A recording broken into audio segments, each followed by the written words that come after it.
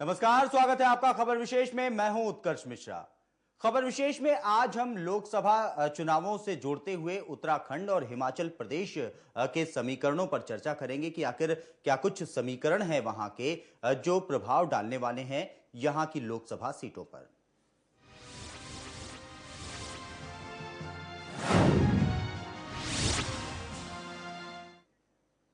सबसे पहले बात उत्तराखंड की करेंगे। उत्तराखंड में जिस तरह से सभी सीटों पर यानी कि 5 सीटें हैं लोकसभा की उत्तराखंड प्रदेश में, और तो इस लिहाज से 5 सीटों पर 2009 के चुनावों में कांग्रेस ने कब्जा किया था। हालांकि बीच में उपचुनाव हुए और टिहरी गढ़वाल की सीट बीजेपी के पास चली गई, लेकिन जिस तरह से वहां पर कांग्रेस ने अपना कब्जा किया था, क्या उस कब्जे को बरकरार रख पाएगी या नरेंद्र मोदी के नाम का जादू उत्तराखंड में भी देखने को मिलेगा।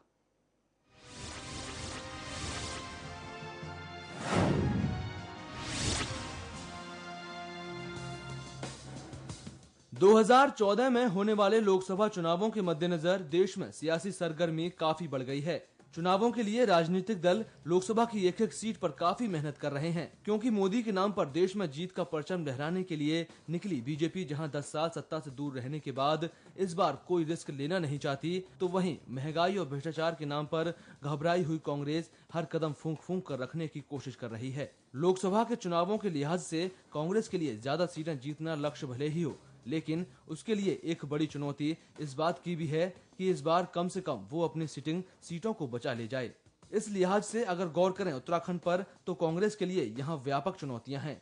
भले ही कांग्रेस ने 2009 के लोकसभा चुनाव में उत्तराखंड की 5 लोकसभा सीटों पर कब्जा किया था, मगर इन परिणामों के बावजूद कांग्रेस के लिए परेशानी इस बात की है कि उत्तराखंड की जनता हर 5 साल में अपनी पसंद बदलती रहती है। ये हाल राज्य में लोकसभा चुनावों के दौरान तो दिखता ही है, राज्य के विधानसभा चुनावों में भी यही हाल नजर आता है, जिसमें हर 5 साल के बाद प्रदेश की जनता सत्तारूढ़ दल के खिलाफ वोट डालती है। ऐसे में 2009 के लोकसभा चुनावों में प्रदेश की 5 सीटों पर कब्जा करने के बाद कायदे से तो इस बार बीजेपी के लिए संभावनाएं बढ़ जाती हैं, लेकिन कांग्रेस प्रदेश में अपनी स्थिति को मजबूत बनाए रखने के लिए और लंबे समय से चली आ रही इस परंपरा को तोड़ने के लिए खूब दिमाग लगा रही है। एक नजर डालेंगे 2009 और 2004 के लोकसभा चुनावों में उत्तराखंड की जनता ने किस तरह से लोकसभा के लिए अपना नेता चुना था। उत्तराखंड में लोकसभा की 5 सीटें हैं। टिहरी गढ़वाल, गढ़वाल, अल्मोड़ा, नैनीताल, ऊधम सिंह नगर और हरिद्वार। 2009 में हुए लोकसभा चुनाव में यहां की 5 सीटें कांग्रेस के खाते में गईं। टिहरी गढ़वाल से विजय बहुगुणा ने जीत दर्ज की। गढ़वाल से सतपाल महाराज सांसद बने। अल्मोड़ा में प्रदीप टमटा को जीत मिली। नैनीताल में केसी सिंह बाबा ने कांग्रेस को जीत दिलाई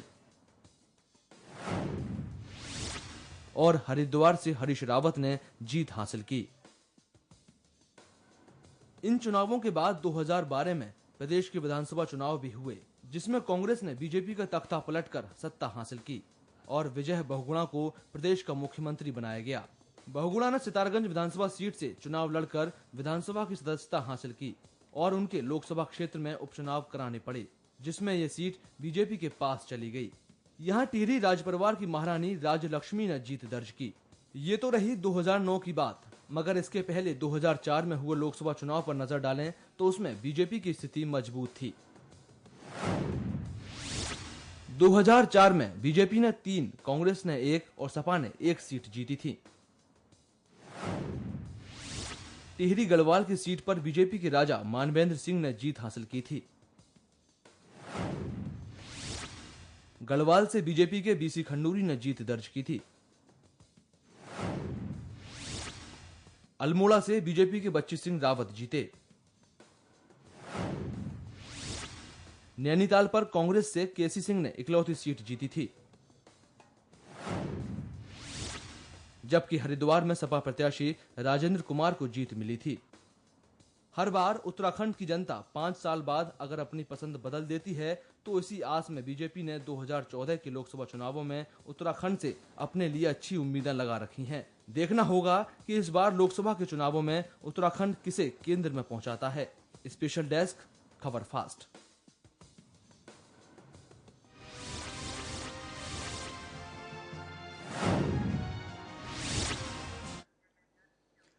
तो अब देखना होगा कि उत्तराखंड में क्या कुछ नजारा देखने को मिलने वाला है, सियासी तस्वीरें किस तरह से उभर करके सामने आती हैं। उत्तराखंड से हमारे साथ वरिष्ठ पत्रकार राकेश खंडूड़ी जी जुड़ चुके हैं, उनसे बात करेंगे। राकेश जी, आपका स्वागत है। धन्यवाद पुष्कर। राकेश जी, जानना चाहेंगे, जिस तरीके से 2009 में कांग्रेस ने उत्तराखंड में कमाल दिखाया था, 5 सीटों पर कब्जा किया गया था कांग्रेस की ओर से, 5 सीटों पर कांग्रेस के प्रत्याशियों ने अपनी जीत दर्ज की थी। हालांकि बाद में विजय बहुगुणा जब मुख्यमंत्री बने तो अपनी सीट नहीं बचा पाए थे, अपने संसदीय क्षेत्र से अपने बेटे को खड़ा करने की कोशिश की थी, लड़ाया था चुनाव, लेकिन वो उनका बेटा हार गया था। लेकिन उसके बाद अब क्या लग रहा है कि अपनी सीटें बचा पाएगी 2009 की तरह, कांग्रेस यहां पर जीत दर्ज कर पाएंगी? और अगर कर पाएंगी, ऐसी उम्मीद कांग्रेस कर रही है, तो किस बल पर? देखिए, उसका अभी तक के जो हालात थे, जब तक यहाँ नेतृत्व परिवर्तन नहीं हुआ था तो परिदृश्य बहुत कांग्रेस के लिए अनुकूल नहीं था। क्योंकि जिस तरह से देश भर में देशव्यापी एक लहर कांग्रेस के खिलाफ चल रही है, उसका असर उत्तराखंड में भी स्वाभाविक रूप से दिखाई दे रहा है। लेकिन पिछले जो मुख्यमंत्री का जो परिवर्तन हुआ है, विजय बहुगुणा को हटाकर कांग्रेस आला कमान ने हरीश रावत को बैठाया है, तो उससे समीकरण थोड़े से प्रभावित हुए हैं। खासतौर पर जो कुमाऊं की जो 100 सीटें हैं, अल्मोड़ा और नैनीताल, उन सीटों पर कांग्रेस का एज दिखाई देगा अब आने वाले दिनों में।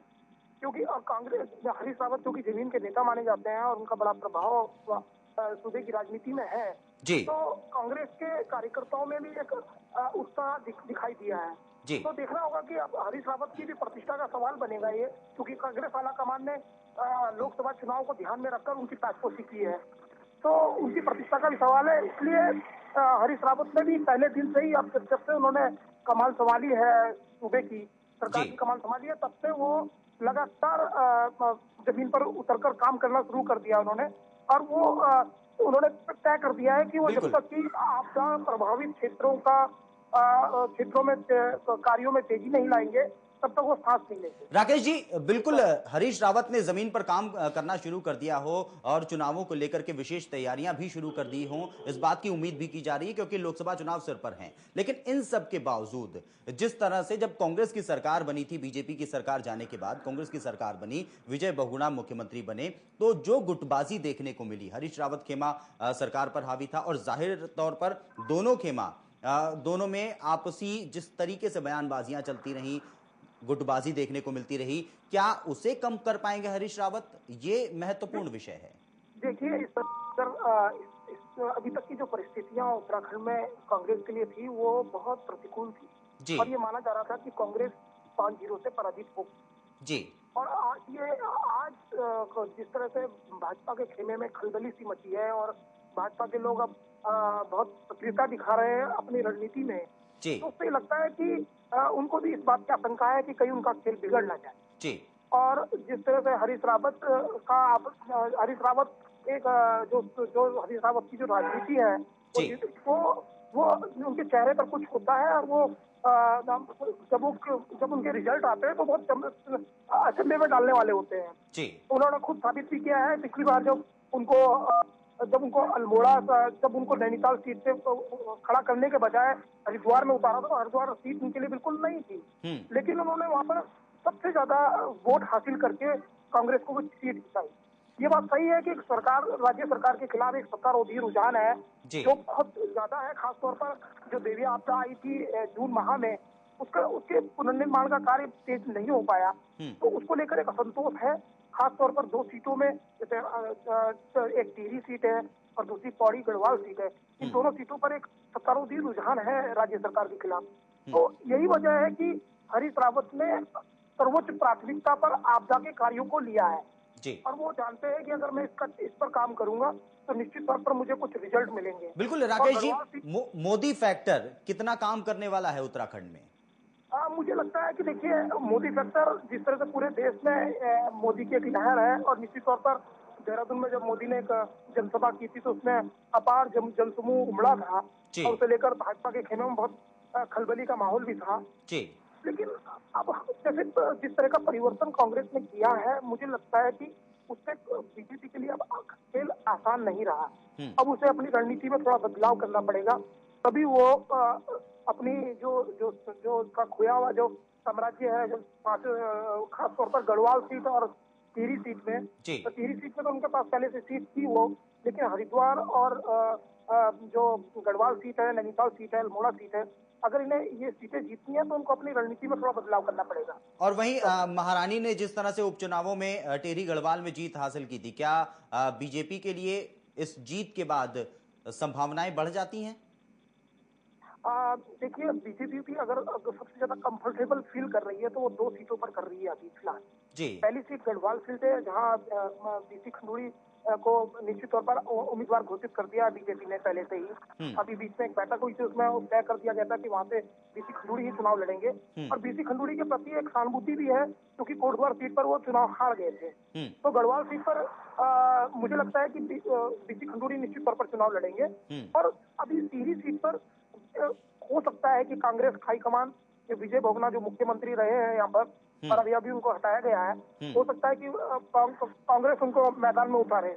और यदि ये डिपेंड करेगा कि रानी कैंडिडेट, महारानी की कैंडिडेट रहती है कि नहीं रहती है, ये डिपेंड करेगा कांग्रेस के उम्मीदवार पर कि कांग्रेस का उम्मीदवार कौन हो उसका। बिल्कुल राकेश जी, बहुत बहुत शुक्रिया हमारे साथ जुड़ने के लिए, अपना वक्त देने के लिए।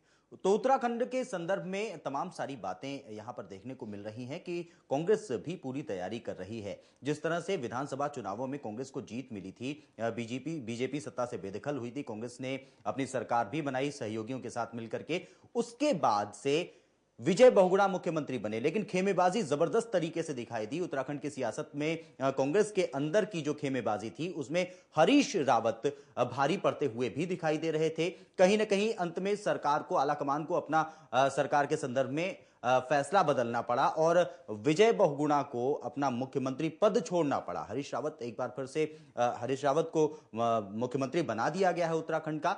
जाहिर तौर पर गुटबाजी को खत्म करने की कोशिश की गई है, लेकिन एक बड़ा सवाल है कि आखिर क्या खेमेबाजी अंदर से मिट पाएगी उत्तराखंड में कांग्रेस के, और इस पर काफी कुछ निर्भर करने वाला है कि क्या कुछ संदेश निकल करके बाहर जाएगा वोटर्स के पीछे। फिलहाल यहां रुकेंगे एक छोटे से ब्रेक के लिए।